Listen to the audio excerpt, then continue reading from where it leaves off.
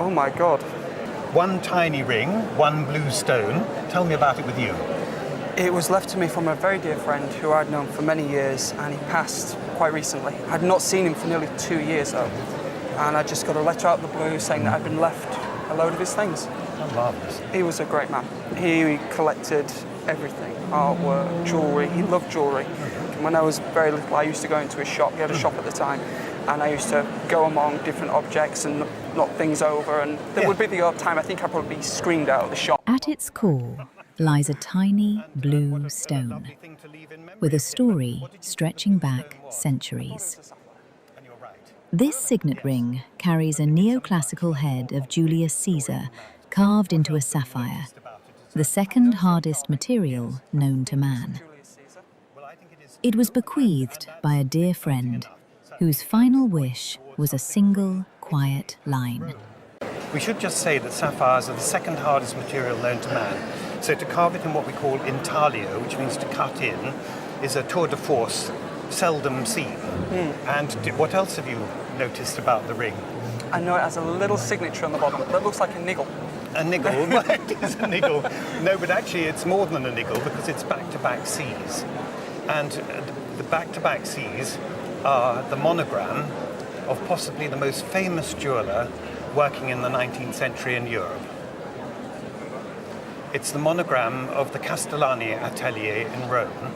They were at the Piazza Fontani di Trevi in Rome, next to the Trevi fountain. Everybody went there Have you been there? Go, please, go on.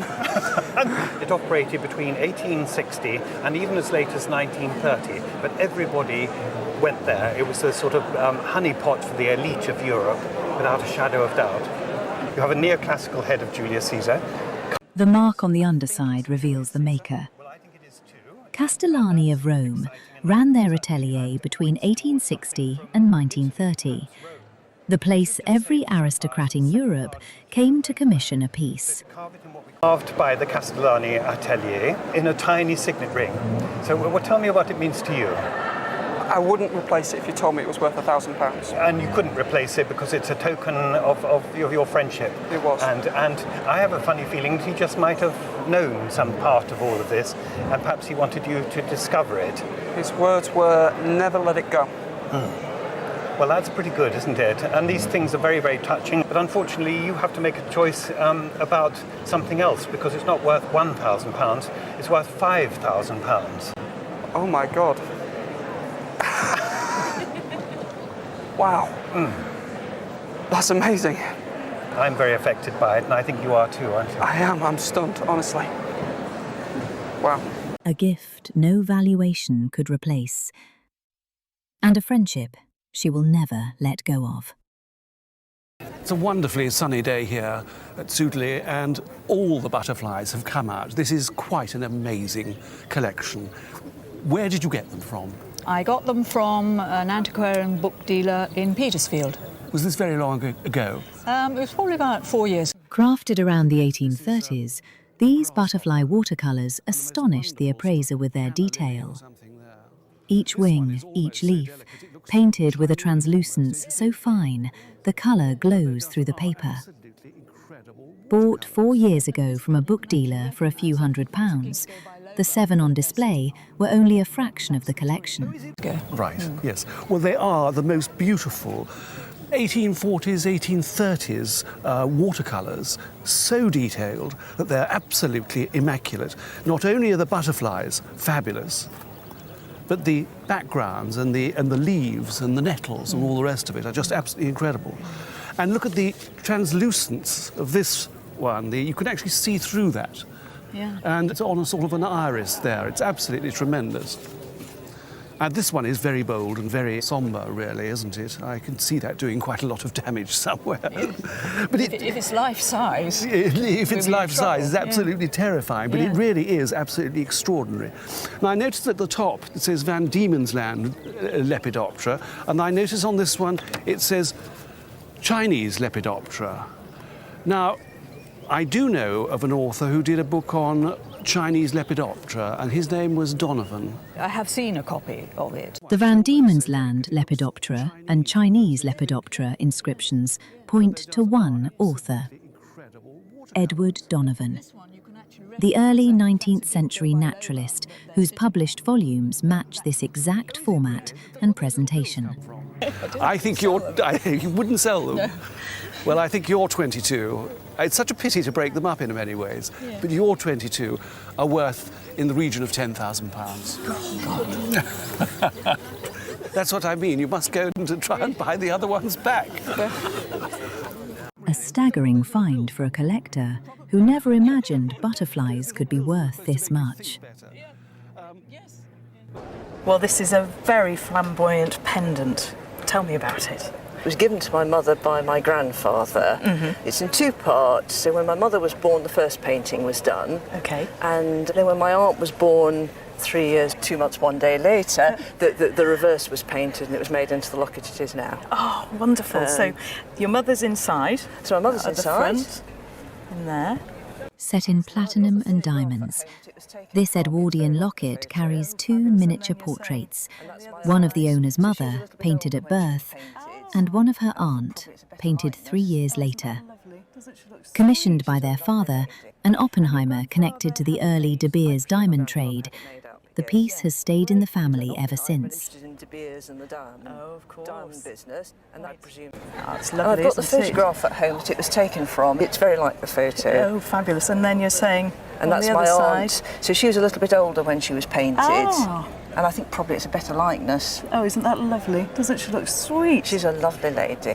And your grandfather had it made? I presume my grandfather had it made up, yes. Yes, great. He was an Oppenheimer interested in De Beers and the diamond. Oh, of course. Diamond business, and Right. I presume that it was made with the help of the family business. We're seeing here really 2 different styles coming together in the early part of the 20th century. So that would fit in, wouldn't it, with the age of your mother and your aunt in the actual portrait. So would be just yes, right, exactly. wouldn't it? And then yes. the Victorian look, which is the engraving around the edge, was something that carried on into the early part of the 20th century, right. even though we were introducing a much lighter style of design by the introduction of the platinum in which the diamonds are set, which helped to lighten things and get it very much into that lovely, delicate and feminine Edwardian period.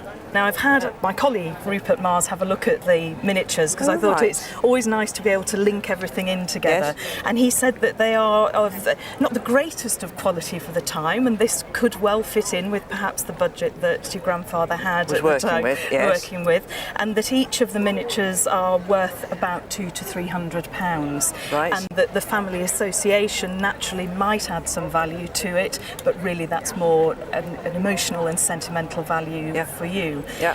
With regard to the locket, again, it's something you will probably never sell, I'm sure. No. Yeah. I don't think it would mean very much to anybody else, but it means a vast amount to my family. I'm sure it does. Yeah. And have you worn it? I wore it for my wedding day. Did you? If you ever put it up for auction, I'd expect somebody to be paying round about the £3,000 mark. Right, okay. That's lovely. That's I never thought I'd hear myself say that. Thank you. A poignant testament to family love that no auction figure could ever measure. Oh, isn't that lovely? Doesn't she look sweet? She's a lovely lady. In 1941. Yeah. But we have this armband as well, so tell me what the armband was. The armband would have been given to participants of the Easter Rising prior to the issuing of the medals. And it's very faint, but it actually says 1916, and there's some sort of a badge in the middle. I mean, it's an incredible little thing. You should have another group of medals as well. Do you know this story begins in the Napoleonic Wars. Now, the man pictured is Major General Sir Dennis Pack, Wellington's right hand at Waterloo, wounded 9 times across his career, mentioned in both Houses of Parliament for his valour. The medals before us are not his originals, but the miniatures he wore on evening dress. They are an incredible set. Two of 3. What happened to those? I don't know what happened to them. But this has still survived. Yep. Now, they do have a value. And I think because one of them is a lady, that's rare. I think they would be worth £20,000. Jeepers. They are an incredible set. Two two of three proud subjects of Ireland. So I'm amazed to see them, truly. And thank you so much for showing us. Oh, you're very welcome. Very surprised. I've been looking forward very much to looking at these medals. Now, we have an etching, as it were, I suppose, of a man here wearing what looks like hundreds of medals. Who was this man and who was he to you? This man was Major General Sir Dennis Pack, who, amongst other wars, fought at Waterloo. And he was my wife's great-great-great-grandfather. He was one of the major figures in those wars. Wellington's right-hand man. Now, he is a general, but he was a fighting general, wasn't he? Indeed, he was up front. How many times wounded? He was wounded 9 times, and he was mentioned 5 times in both Houses of Parliament, commending his valour, which is quite astonishing, we think. But what we've got here are a set of miniature medals. Now, today, miniature medals are worn on evening dress. Evening dress, yeah. And they represent... At his throat hangs the Army Gold Cross, the highest field officer's award of its day. Made in real gold, with 7 battle clasps. Only 2 officers in history ever earned that many. Precious. Is a rare medal in itself. It's the Army Gold Cross. Yeah. It was given to general field officers. Yeah. People like Wellington have one of these. The actual cross itself has the names of 4 battles, yes, inscribed in amongst the arms. And then the clasps on the ribbon represent another battle. Now, he has the 4 battles on the medal, and then he has 7 clasps. Now, there's only 2 men who ever got 7. He's one of them. You have the Order of the Tower and Sword. You have the Waterloo medal over here. Yes, yes. And then a representation of the Army Gold Cross with the 7 clasps. They really are unusual. They were made by a jeweller called Hunt and Roskell. So the general himself died... A noble piece, destined to stay with the family for generations to come. That's rare. This video is sponsored by Velqo, the antique identifier app. Snap a photo of any item, and Velqo gives you an instant identification and a value estimate from its database of millions of antiques and collectibles, available free on the App Store and Google Play. Now back to the appraisals. Well, not only am I fascinated by jewellery, but I love architecture as well. And there's something about this necklace that really has an architectural feel and almost a religious feel. So how did you come to have it? It's a family piece that my grandmother inherited from an aunt of hers and has come down through my grandmother and my mother to my sister and I. Part of this family was quite religious. Auntie Claire, whose necklace it was quite religious. Now, whether she actually had this piece made personally... What sets this piece apart is its devotion. A late Victorian necklace made by Lewis Abbott of London, set with stones chosen not for fashion, but for faith. Each gem representing a different Christian saint. The original jeweller's note still survives, listing every stone and the saint it honours. For her, or she inherited it from her mother, we don't know that. But all the stones actually do represent different saints. That's right, because we've actually got a description here from the jewellers, Lewis Abbott, which relates to also the box. So we know that the two are combined, and it's not something that they've written after the purchase, which is great, isn't it? And it does say how important the saints were, and with relation to how they should have gems associated to them as well. And for many centuries, we've known that gems are associated with months for birthdays and various love symbols through the Victorian period they were picked up on. And to see them associated with saints is really lovely. I mean, we can pick out also from this list here, which is in a different hand from the letter or description up here. So this must maybe have been done by her. It may be done by her, or even my great-grandfather. Yes. Well, he studied it very carefully and has listed all the saints and also then related them to the stone that they're associated with and also the month that the stone's related to. So let's have a look here. We've got St Andrew associated with the sapphire, which of course is the stone associated with April, month of April, and there's the gorgeous sapphire just sparkling there. And then further down, if we just go down to St John, we've got emerald associated of course with the month of June, which is just there, lovely little stone there. And on it goes with all the different stones that we've got. So it's set in probably 9-carat gold because it's quite a nice pale gold, and all the detailing is very delicately done with the trefoil motifs that we see here. So a fun piece of jewellery, and date-wise it fits in around about the 1860s, 1870s. Yeah. So does it ever come out? I wore it at my wedding. Did you? And I also wore it at Christmas to a Christmas do. Because I haven't told my sister that. But it was a high-end Christmas do. But yes, I have worn it occasionally, and I would wear it again because it's such a nice piece of jewellery to wear as well. It is, isn't it? It's absolutely wonderful, and go with any outfit because of all the colours in there as well. So it's great. Now, obviously, it's a family piece.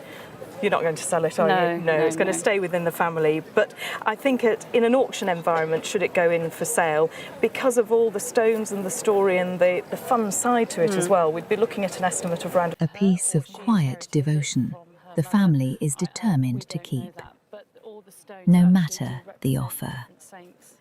That's right, because we've actually... And as we know, the people who were on the Carpathia were given a medal. And he has one of those as well, doesn't he? Yes. Because he has the Carpathia Titanic medal. Yeah. In all the years I have been collecting medals, and I have been collecting medals for maybe, well, it's 45 years now. I started when I was a reasonably small lad, when I was 6. This is the only one of these I've ever held. You have... This man was John Cargill. A fisherman by trade, he served as a merchant sailor aboard the RMS Carpathia, the ship that answered the distress call from the Titanic on the night of April 15th, 1912. The medals before us include the rare Carpathia Titanic medal, struck for those who pulled survivors from the freezing Atlantic. In the fishing industry, as they have been through history, he would take himself off. You've made my year. Who was this chap? He was my grandfather, my mother's father, John Cargill. And there is the venerable gentleman, wearing his Carpathia medal on one side and a ribbon bar. You have the ribbon bar as well? I have the ribbon bar here. How did he get to be on the Carpathia?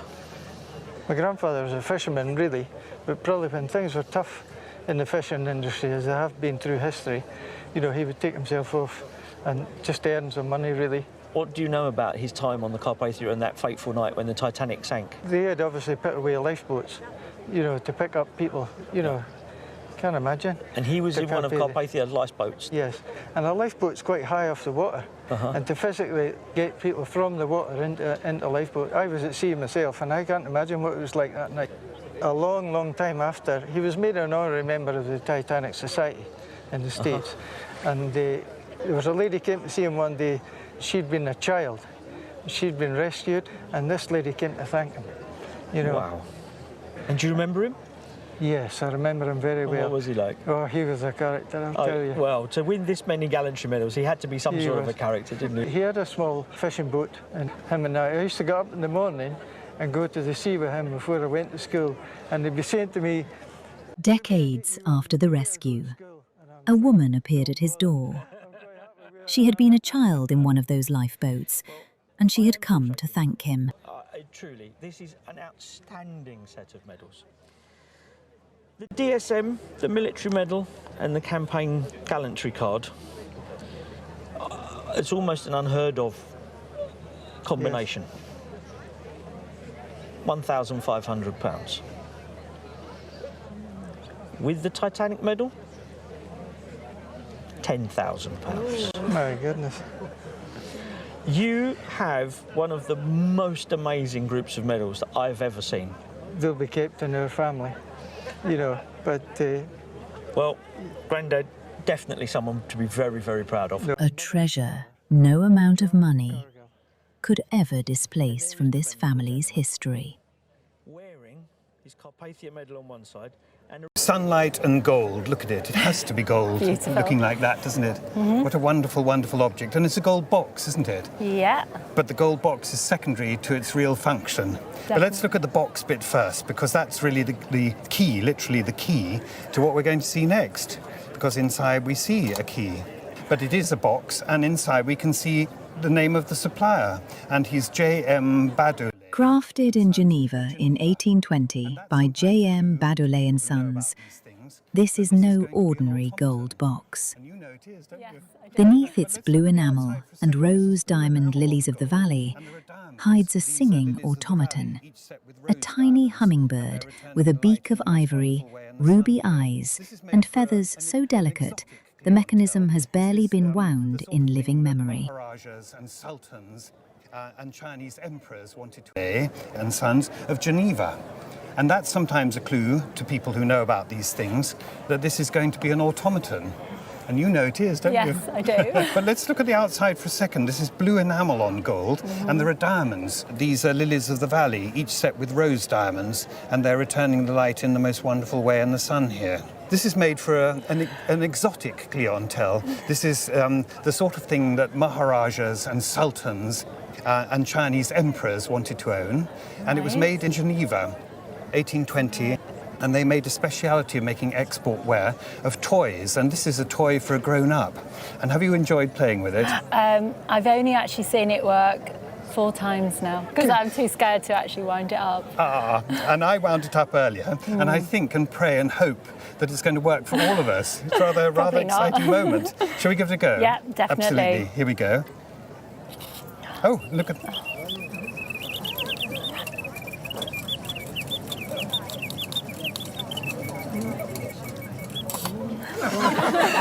Perfect. Isn't he marvellous? And he's made of hummingbird's feathers. Oh, really? I didn't know that. And his beak is of ivory, and he's got little ruby eyes, I think. And it's a miracle of craftsmanship and clockmaking skill, really. Inside, there are little bellows and pipes. Right. The leather has to be so subtle and so pliable that they're made of chicken skin, not of leather itself, but chicken skin bellows. Wow. It's a massively complicated piece of machinery, and it's an evolution of mechanism that's awe-inspiring, isn't it? It's amazing that it's like lasted, really. And it's a childlike joy for everybody. I think everybody enjoyed that, really. The bellows that drive its song are made of chicken skin, the only material supple enough to hold the note. It was built for sultans and emperors, not for ordinary collectors.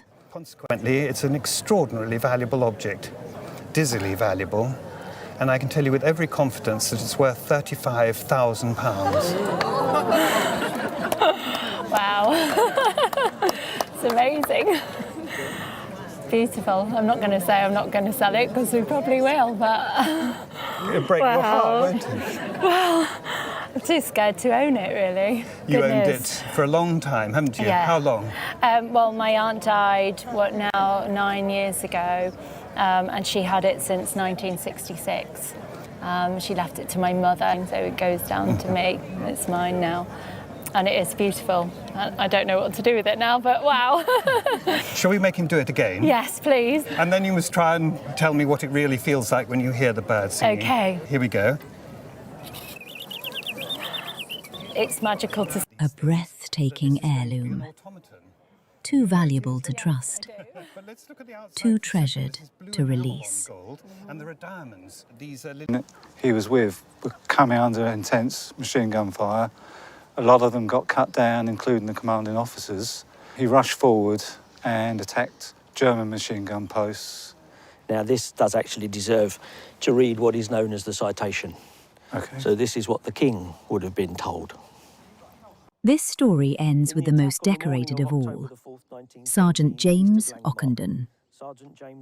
On the morning of October 4th, 1917, east of Langemarck, he charged a German machine gun post alone. He killed 3 gunners, advanced through enemy fire, and forced 16 soldiers to surrender. For that single act, the Crown awarded him the Victoria Cross. In the attack on the morning of October the 4th, 1917, east of Langemarck, Sergeant James Ockendon was acting Company Sergeant Major. Noticing the right platoon held up by an enemy machine gun which was causing many casualties, he, with absolute disregard for his personal safety, immediately rushed the gun, killed 2 of the gunners and followed and killed the 3rd who was making his escape across no man's land. He then led a party to an attack on a trench.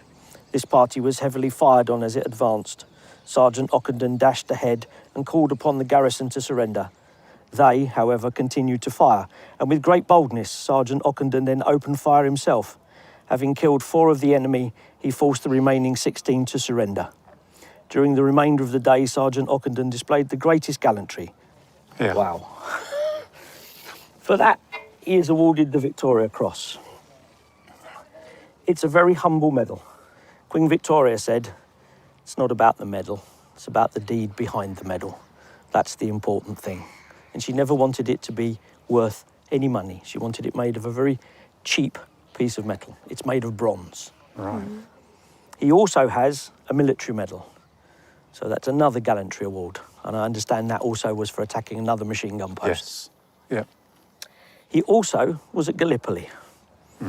Not only was he at He fought at Gallipoli on the very first day, was shot in the head, gassed near the war's end, and still volunteered for the Home Guard in 1940.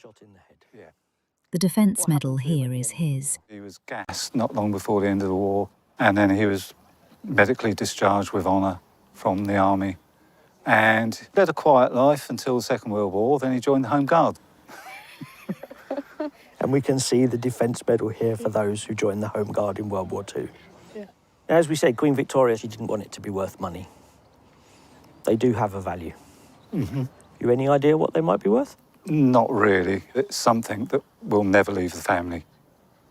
250 to 300,000 pounds. I didn't think it would be that much. Easily. I need a stiff cup of coffee. I'm a bit like my husband, shocked. I didn't expect that at all. We'll be returning the medals to the bank. We're keeping them in the safety deposit box there. I think that's probably wise. Yeah. That day, he deserved that. Thank you. Thank you. A legacy worth more than any figure printed on an auction sheet. A huge thank you to our sponsor Velqo, the Antique Identifier app. Find out what your own treasures are worth from a single photo. Free on the App Store and Google Play. Link in the description. Thank you so much for watching this journey through the most remarkable heirlooms ever refused on Antiques Roadshow.